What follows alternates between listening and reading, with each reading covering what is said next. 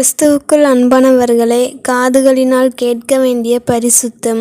எப்பொழுதும் கர்த்தரின் துதிப்பாடல்கள், கர்த்தரின் ஜீவவசனங்கள், கர்த்தரின் துதி ஸ்தோத்திரங்கள், நல்ல மனிதர்கள் சொல்லக்கூடிய நல்ல புத்திமதிகள், நல்ல ஆலோசனைகள், நல்ல போதனைகள் காதுகளினால் கேட்டு அதன்படி வாழ்ந்து நம்முடைய சரீரத்தை பரிசுத்தப்படுத்தி கொள்ள வேண்டும் என்று கர்த்தர் விரும்புகிறார்.